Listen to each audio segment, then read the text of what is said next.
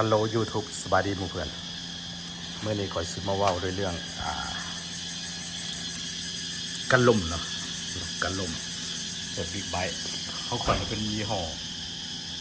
ไบเกอร์แต่ว่าเข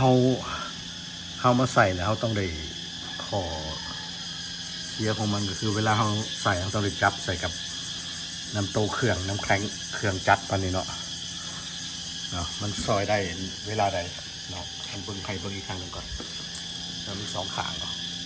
กันลมมีสองขางอันนี้ก็เป็นตัวของไบเกอร์กัน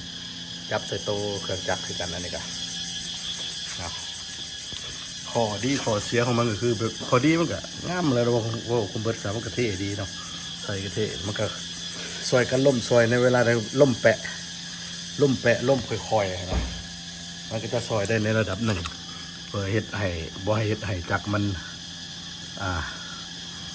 เสียหายหลายแต่ว่าในกรณีที่ว่าล่มแห้งๆเขาขี่ไวๆนะล่มแห้งๆที่มันเอาตัวนี้ลงแล้วมันงัดไปทางขางหรือข้างใดข้างหนึ่งหรืองัดขึ้นงัดลงก็แล้วแต่แล้วเขาขี่ไวๆล่มแห้งๆมันจะในแข้งเครื่องนี่แตกเบิดแตกหัวเบิดอะไรนี่นะอันนี้ขอเสียของมันพอดีมันก็ใส่ได้หนึ่งมากมันก็มันก็เท่ดูดีมีกันหลอกกันล่มเนาะล่มก็นี่ล่มแปะเนี่ยโอเคมันซอยได้อันนั้นมันคือข้อดีข้อเสียมันก็คือเวลาเฮาขี่ไวๆแห้งๆนะมันล่มแล้วมันหักไปทางใดทางหนึ่งมันจะเห็นให้แข้งเครื่องจักรนะแตกเนาะเห็นให้จักรเสียหายเนาะเต็มที่ว่าสิกันให้จักรมันปลอดภัยไปแห้งนักกว่าเก่าซ้ำค่อยว่าถ้าเฮาบ่ใส่นะมันล่มมันอาจจะแข้งเครื่องมันอาจจะขูดขีดธรรมดาอาจจะบ่แตกมันยังใส่ได้ก็มีเนาะแต่ว่าคำได้ล่มผับไปนะเขาถูไปบนในบนหนึ่งนะ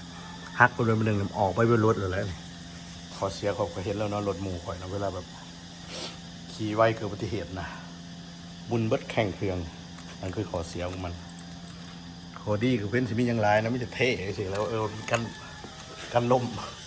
ซองมากะกันล่มไปแล้วล่มคอยล่มแปะซอยได้อันนั้นนะเนาะแต่ว่ามันเป็นอย่างเลยชีวิตมันล่มแปะค่อยๆนะแล้วอุบัติเหตุมันจะกะแห้งๆมันจึงอันล่มเนาะคนเฮาโอเคส่วนที่หนึ่งก็คือสิมีอยู่นี่นะมาว่าเรื่องข้อดีข้อเสียของกันล่ม